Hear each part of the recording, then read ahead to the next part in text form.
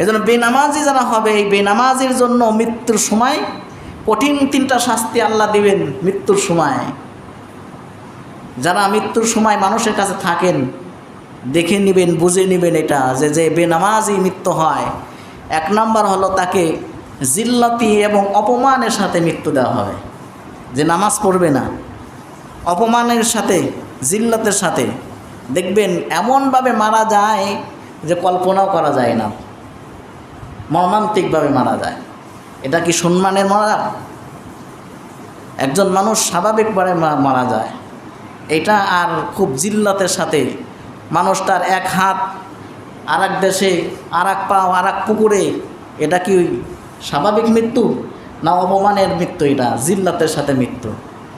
যারা বেনামাজি হবে 1 নম্বর শাস্তি দেওয়া হবে মৃত্যুর সময়, দুনিয়াতে থাকা অবস্থাতে তাকে জিল্লাত এবং অপমানের সাথে মৃত্যু দেওয়া হবে। 2 নম্বর হলো যে বেনামাজি, নামাজ পড়বে না, নামাজে অলসতা করে, নামাজ পড়ে না, এই ব্যক্তিকে ক্ষুধার্ত অবস্থায় মৃত্যুবরণ করানো হবে।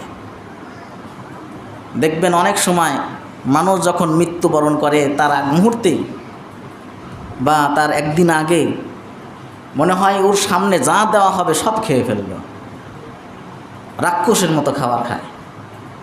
তার মানে ওর সামনে এত ক্ষুধার্ত, এই ক্ষুধার্ত অবস্থায় রেখেই আল্লাহ তাকে দুনিয়া থেকে নিয়ে যাবেন। 3 নম্বর শাস্তি দেওয়া হবে যে এই ব্যক্তি পিপাসিত অবস্থায় মৃত্যুবরণ করা হবে।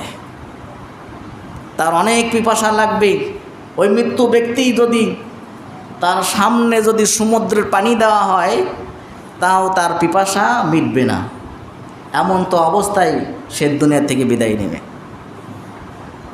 তারপরেও আমরা নামাজ পড়ব না, যে এটা হয় হোক, কিন্তু নামাজ পড়তে রাজি নাই।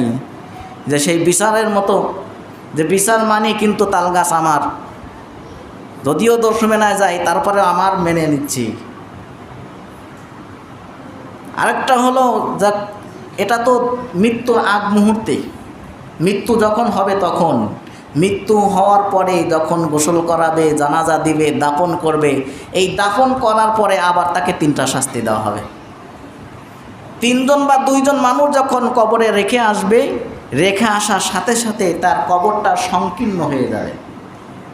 আমরা তো অনেক সময় বলি যে কবরটা চাপা হয়েছে, আর একটু ওষার দরকার ছিল। ওই যে যেটুকু ওষার আছে ওটুকু থাকবে না, একবারে সংকীর্ণ হয়ে যাবে। এমনভাবে মাটি চাপ দিবে যে আমাদের এ পাশে পাঁজরে হাড় আসে না, এই পাশে এই পাশেও। বলা হয় হাদিসের মধ্যে যে এই বেনামাজির যখন কবরে রাখা হবে, কবর একেবারে সংকীর্ণ হয়ে যে 2 পাশ থেকে মাটি চাপ দিয়ে 1 পাঁজরে হাড় আর 1 পাঁজরের মধ্যে এইভাবে ঢুকে পড়বে একেবারে। এখন যদি আপনি ভিড়ের মধ্যে পড়েন, মিছিলের মধ্যে পড়েন, যদি চাপ লাগে কেমন লাগে? আর যখন 1 পাঁজরে হাড় আর 1 পাঁজরের মধ্যে প্রবেশ করবে তখন কি অবস্থা হবে?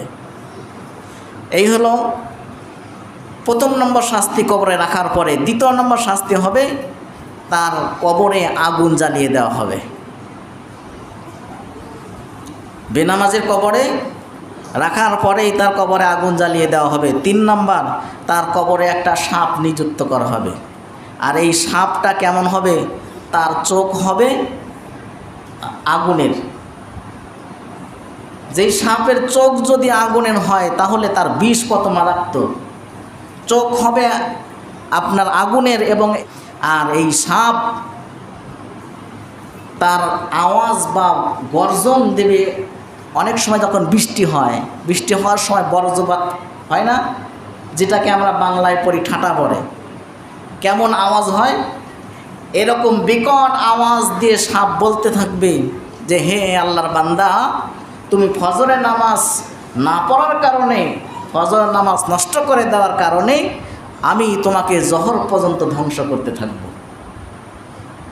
আবার জহর পর্যন্ত ধ্বংস করার পরে জহরের সময় বলবে তুমি জহরের নামাজ না পড়ার কারণে তোমাকে আসর পর্যন্ত আমি ধ্বংস করতে থাকব। আসরের সময় বলবে যে তুমি আসর না পড়ার কারণে তোমাকে মাগরিব পর্যন্ত ধ্বংস করতে থাকব। মাগরিবের সময় বলবে মাগরিব না পড়ার কারণে তোমাকে ঈশা পর্যন্ত ধ্বংস করতে থাকব। ঈশারের সময় বলবে ঈশার নামাজ না পড়ার কারণে আমি তোমাকে ফজর পর্যন্ত ধ্বংস করতে থাকব।